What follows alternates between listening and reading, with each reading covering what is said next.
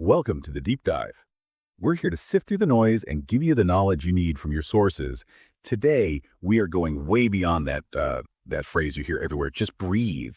It's kind of lost its meaning, hasn't it? It really has. It's become this, wellness cliche. But when you actually dig into the research, into structured practices like yogic pranayama, what we often just call breathwork now, it's much more concrete. Right. Not just vague advice. Exactly. We're talking about specific techniques with real science-backed results, stuff that genuinely impacts anxiety, sleep, even, believe it or not, your immune system. Okay, let's jump right in.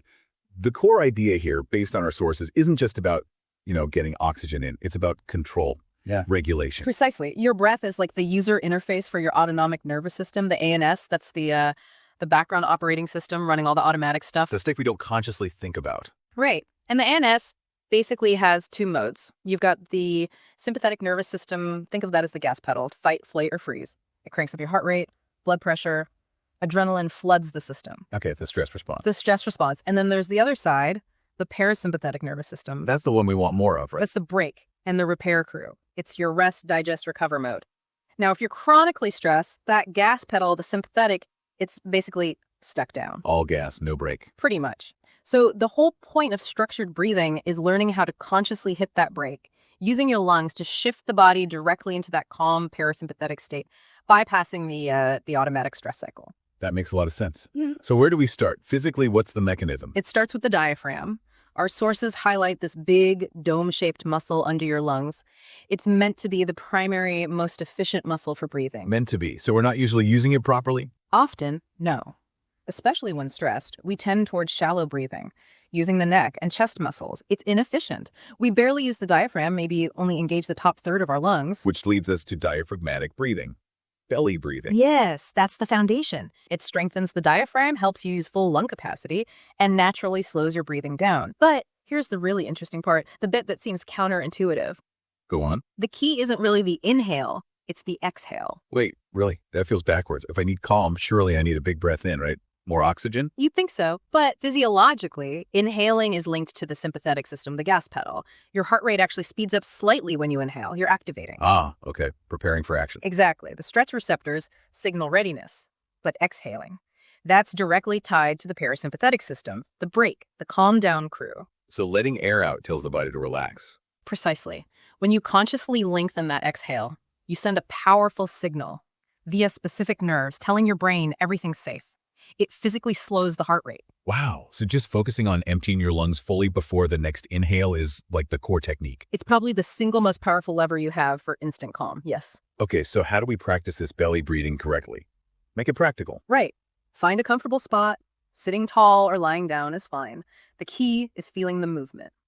Put one hand on your upper chest, the other just below your rib cage on your belly. Okay. Now breathe in slowly through your nose. Focus on making your stomach push out. That bottom hand should rise noticeably. And the top hand? The hand on your chest should stay as still as possible. That's crucial. We want to avoid that shallow, anxious chest breathing. Got it. Minimize chest movement. Exactly. Then exhale slowly through pursed lips, like you're gently blowing out a candle.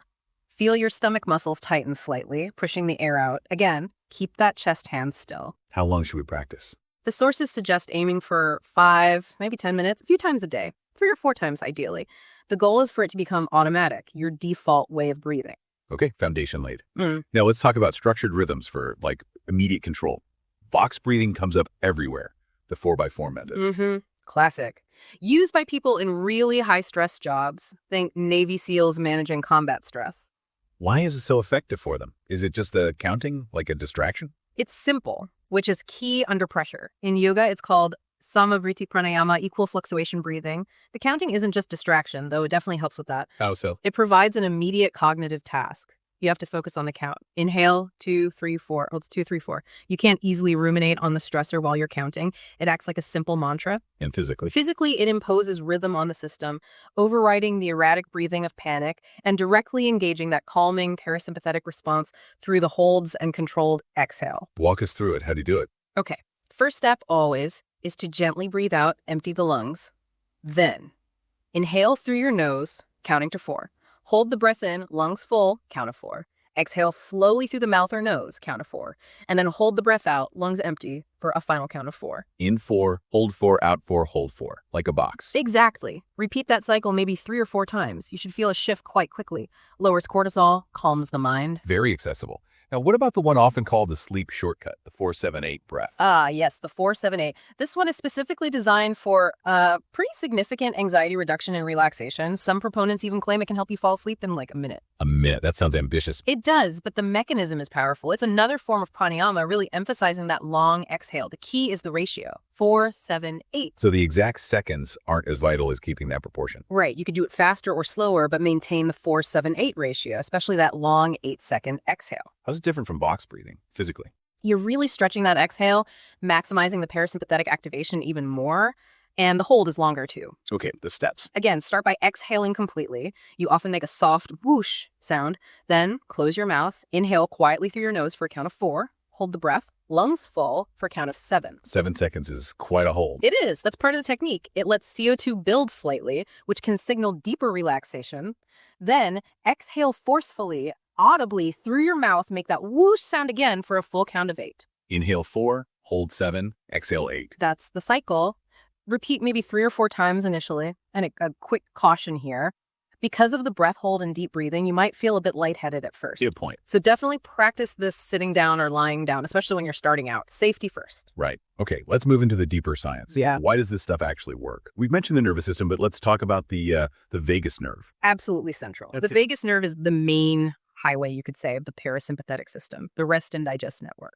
The calm button. That's a great way to put it. When you breathe slowly, rhythmically, especially with those long exhales, the physical movement of the diaphragm actually stimulates this nerve. How, like, mechanically? Yeah, through stretch receptors in the lungs and diaphragm.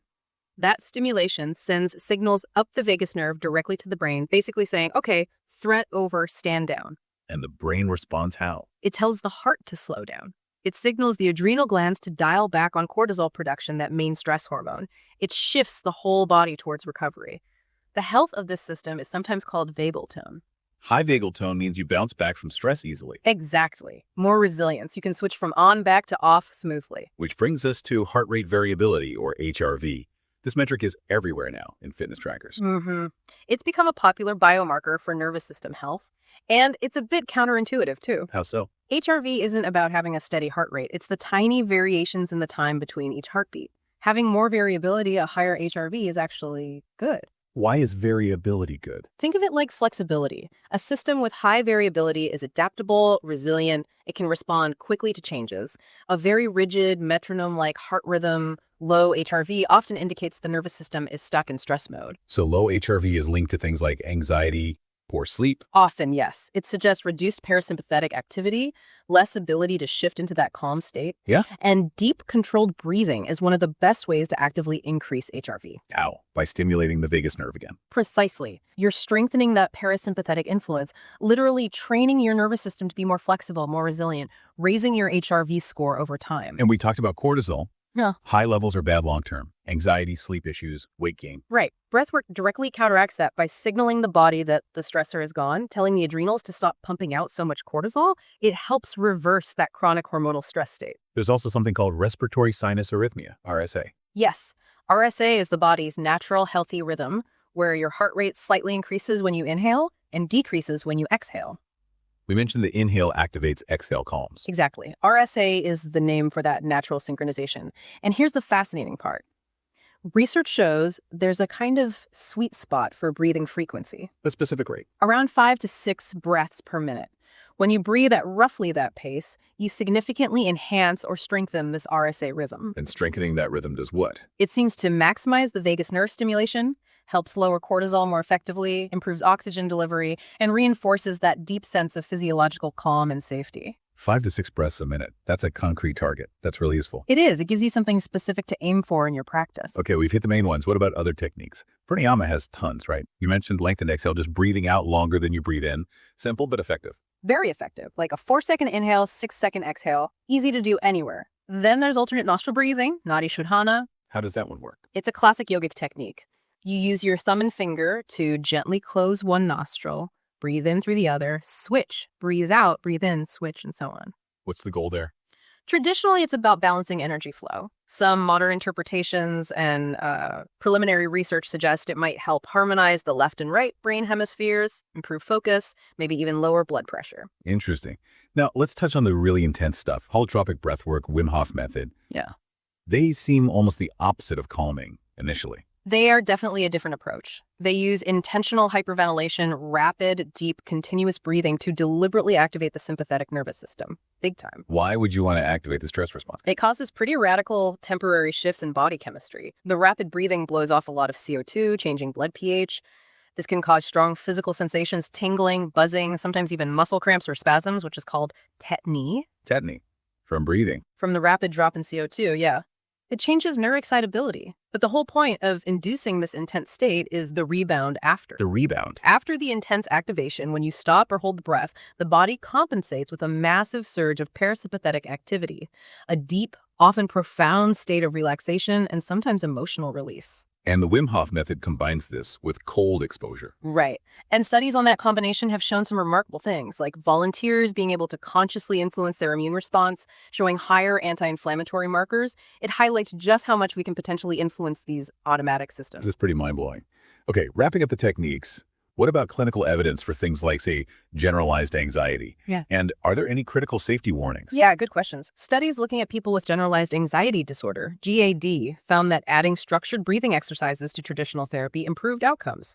They measured things like lung function, specifically something called the FEV1-FVC ratio. FEV1-FVC. Can you break that down? Sure. FEV1 is how much air you can forcibly blow out in 1 second. FVC is the total amount you can blow out after a deep breath. The ratio tells you about airway openness and lung elasticity. Okay. In the study, the group doing breathwork showed significant improvement in this ratio after a couple of months. It suggests a real, measurable improvements in cardiopulmonary function, not just subjective feelings. Better capacity to handle stress. That's solid evidence. And the safety note. Hugely important, especially for anyone with asthma or other chronic lung conditions. Those high-intensity hyperventilation techniques can be risky. How so? Rapidly lowering CO2 can trigger bronchospasm, a tightening of the airways, or even a full asthma attack in susceptible people. Yeah. Also, breath holds with full lungs can sometimes be problematic. So what's the advice? If you have asthma, it's generally considered safer to practice breath holds at the bottom of the breath, lungs empty, rather than the top, lungs full. And crucially, always talk to your doctor before starting any intense breathwork protocol if you have underlying health conditions. Absolutely. Essential advice. So, bringing this all together, what's the big takeaway for someone listening wanting to use this? I think the biggest takeaway is agency. It's realizing that this simple, fundamental act of breathing isn't just automatic, it's a tool. Probably the most profound, accessible, and immediate tool you possess for regulating your own internal state. You're the pilot, not just the passenger. Exactly. You can consciously choose to shift gears, to move your nervous system from that frantic fight-or-flight gas pedal mode into the calm, restorative brake of the parasympathetic system, using nothing more than the air around you. And here's maybe the most provocative thought to leave people with, connecting back to stress and trauma. Trauma isn't just in your head, right? It gets stored in the body. It creates a dysregulated nervous system stuck in high alert. That's right. A nervous system that's physically altered by experience, keeping that gas pedal pushed down. And we even see hints through epigenetics that the biological impacts of severe stress might echo down generations. Okay, so stress and trauma can literally leave a physical, biological imprint. Then maybe, just maybe, the deliberate, physical, biological act of conscious breathing offers a powerful, non-pharmacological way to actively reshape that system, to physically rebuild resilience, retrain the nervous system towards balance. A way to physically counteract those imprints. It's a compelling idea, isn't it? A way to foster genuine biological resilience that goes far deeper than any platitude. It's applied physics and biology right there in your own body. Dive deep and breathe well. Until next time.